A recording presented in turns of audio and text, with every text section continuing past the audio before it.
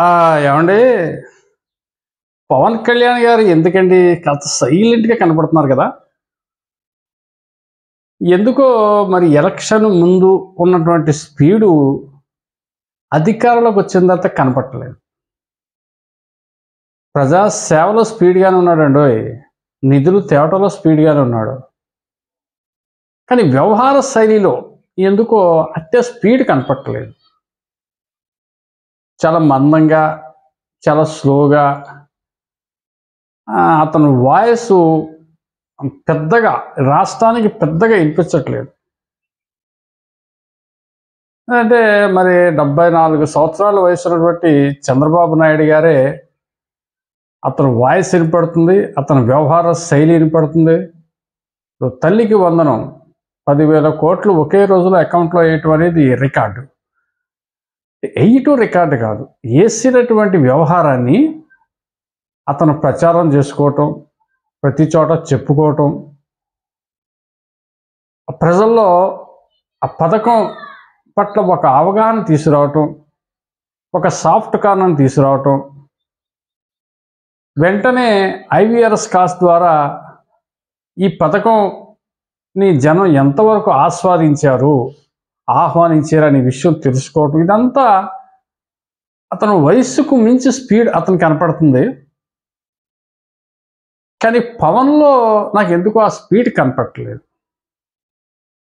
అంటే నేనేమి పవన్ కళ్యాణ్ గారిని విమర్శించడం కోసం ఈ వీడియో చేయట్లేదు. అంటే నేను ఎందుకు అంటున్నానంటే ఈ మాట, పల్లె పండగ పేరు చెప్పి కొన్ని కోట్ల రూపాయల నిధులు తెచ్చినటువంటి ఏకైక నాయకుడు పవన్ కళ్యాణ్ గారు. మన్యంలో పర్యటించి మన్యం అభివృద్ధిని చేసినటువంటి నాయకుడు పవన్ కళ్యాణ్ గారు. గ్రామ సభలు పెట్టి రికార్డు సృష్టించిన నాయకుడు పవన్ కళ్యాణ్ గారు. ఇంకా ఇంకొక గొప్ప విషయం, విలాసవంతమైన కొన్ని కోట్ల రూపాయల ఆదాయాన్నిచ్చే సినిమా రంగాన్ని ప్రజల కోసం వదులుకున్నటువంటి నాయకుడు పవన్ కళ్యాణ్ గారు. సో ఇన్ని చేసినటువంటి ఇతను మౌనమేలా, చేసింది ఎందుకు బిగ్గరగా తన వాయిస్లో చెప్పుకోలేకపోతున్నాడు? ప్రజల్లో వేగంగా పర్యటిస్తున్నప్పుడు ఏదో వచ్చి చూసుకుని వెళ్ళిపోవటం కాకుండా, ఈ రాష్ట్రానికి నేను ఇది చేశాను, ఇది తెచ్చాను అని తను చేసిన మట్టుకే తను ఎందుకు చెప్పట్లేదు, ఎందుకు మౌనం? అంటే మరి నాకేమనిపిస్తుందంటే, చంద్రబాబు నాయుడు గారి పరిపాలన బాగుంది. చంద్రబాబు నాయుడు గారి పరిపాలన ఎక్కడా కూడా ఏలెత్తి చూపే అంశం అనేది ఏది కనపట్లేదు. ఆయన అనుభవశాలి, అపర చాణక్యుడు. సో ఆయన బాటలోనే మనం పోతూ ఉన్నాం.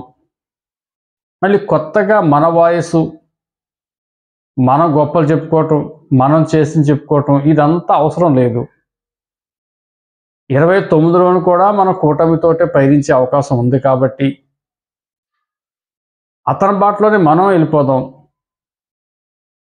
అతను చెప్పుకుంటాడు. మనం చెప్పుకుంటూ వెళ్తే ఓటర్ రేపు పొద్దున కన్ఫ్యూజ్ అవుతాడేమో, కూటమిలో భిన్నాభిప్రాయాలు ఉన్నాయనే ఫీలింగ్ వాళ్ళ వచ్చేస్తేమో. మన పని మనం చల్లగా చేసుకుంటూ ఉంటే, వేళ 21 వచ్చింది, రేపు ఇంకా ఎక్కువ రావడానికి అవకాశం ఉంది, మనకి ఇంకా ఫుల్ టైం పొలిటీషియన్ కానీ కాస్త సమయం ఉందేమో అని చెప్పేసి పవన్ కళ్యాణ్ గారి ఆలోచన ఏమో అని నేను అనుకుంటున్నాను సుమా. యాజ్ ఎ జర్నలిస్ట్గా నాకు అలా అనిపిస్తుంది. అయితే అతను మౌనాన్ని జన సైనికులు సహించట్లేదు. వాళ్ళకి లోపల బాధగానే ఉంది. పైకి చెప్పకపోయినా పవన్ మీద ఉన్నటువంటి విపరీతమైనటువంటి అభిమానంతో వాళ్ళు పైకి చెప్పకపోయినా కానీ లోపల మదనపడుతున్నారు. అసలు వాళ్ళ పవన్ని ఆ విధంగా ఊహించుకోలేదు. ఎలక్షన్ ముందు ఏ విధంగా అయితే జగన్ ఎదిరించాడో, చంద్రబాబు నాయుడు గారు అక్రమ అరెస్ట్ని ఏ విధంగా అయితే అతను ఎదుర్కొన్నాడో, అధికారంలోకి వచ్చిన తర్వాత కూడా జనసేన జెండాని ఇంకా బలోపేతం చేసి ఈ రాష్ట్రంలో నేను ఇలా చేస్తున్నాను, నేను ఈ విధంగా చేశాను అని చెప్పేసి గట్టిగా వాయిస్ వినిపిస్తాడు అని చెప్పేసి జన సైనికులు మరి చాలా ఆశగా ఎదురు చూసినట్టు వాళ్ళకి నిరాశ కలుగుతుంది. వాళ్ళు ఆశించిన స్థాయిలో పవన్ కళ్యాణ్ యాక్షన్ లేదు అని నా ఫీలింగ్ సుమా. నా మనసులో ఉన్నటువంటి అది బాధ అనుకోవచ్చు, ఇంకోటి అనుకోవచ్చు, అది మీతో చెప్తున్నాను. ఎందుకు అంత సైలెంట్గా అతను ఉన్నాడు? ఏమన్నా వ్యూహమా? రాజకీయంగా ఏదైనా వ్యూహం ఉందా? తెలివైనోడే, రాజకీయంగా తెలివితేటలు ఉన్నా ఇతను కూడా. అందరి మీద రాజకీయంగా జూనియర్ అయినా కానీ మైండ్ పెద్దదే. అది అందులో భాగంగానే ఏమైనా వ్యూహాత్మకంగా వ్యవహరిస్తున్నాడా? ఈ సైలెంట్కి అది కారణమా? ఏమీ అంతు చిక్కట్లేదు. ఎక్కడో దాకా ఎందుకండి, మొన్న ఆస్ట్రేలియాలో జన సైనికులు వీర మహిళలతో మీటింగ్ పెట్టినప్పుడు మన ఎమ్మెల్సీ అభ్యర్థి నాగబాబు గారు పవన్ కళ్యాణ్ గురించి ఒక చక్కని మాట అన్నారు. అణుశక్తి లాంటోడు పవన్ కళ్యాణ్. ఈ అణుశక్తి అనేది కేవలం ఏదో ఈ బాంబులో ఆటం బాంబులను వాడుతాం అనుకుంటున్నాం, అదేమీ కాదు. అన్ని విధాలు కూడా ఉపయోగపడి అన్ని రంగాల్ని ప్రభావితం చేసే శక్తి పవన్ కళ్యాణ్కి ఉంది. ఈ రోజున పల్లె పండుగ, గ్రామ సభలు, మన్యంలో ఉన్నటువంటి అభివృద్ధి, సొంత డబ్బులు ఇచ్చి రాజకీయం చేయటం, ప్రజాసేవ చేయటం, ఇవన్నీ చెప్పుకొచ్చాడు అతను. వీటితో పాటు జనసేన మంత్రులు కందుల దుర్గేష్ గారు పర్యాటక రంగానికి ఎంత అభివృద్ధి చేస్తున్నారు, ఆ నిధుల కోసం పవన్ కళ్యాణ్ సెంట్రల్లో ఎంత ఇన్ఫ్లుయెన్స్ను ఉపయోగించాడు, ఇలాగ ఒక్కోటి చెప్పుకుంటే తల్లికి వందనం చెప్తూనే జనసేన తరపున పవన్ కళ్యాణ్ గారు సాధిస్తున్నటువంటి ఘనతను, కీర్తిని కూడా అతను చెప్పుకుంటూ వెళ్ళాడు. ఇప్పుడు వీర మహిళల్లో జన సైనికులు మంచి జోష్ వచ్చింది. అలాగ పవన్ కళ్యాణ్ గారు కూడా ఎందుకు బహిరంగ సభలు పెట్టి చెప్పట్లేదు? జన సైనికుని ఎందుకు ఉత్తేజపరచట్లేదు? ఎంత కూటమిలో భాగమైనా ఇతనంటూ ఒక పెద్ద పార్టీ, ఒక మంచి పార్టీ, ప్రజల్లో మమేకమైనటువంటి పార్టీ కదా జనసేన.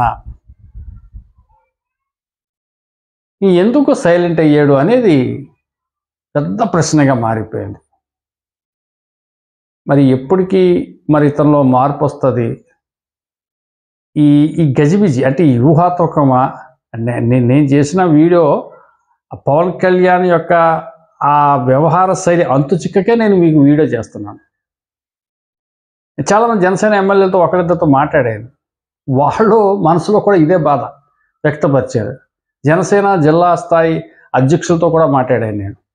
వాళ్ళకే ఆ ఫీలింగ్ ఉంది, కానీ పైకి చెప్పలేరు కదా.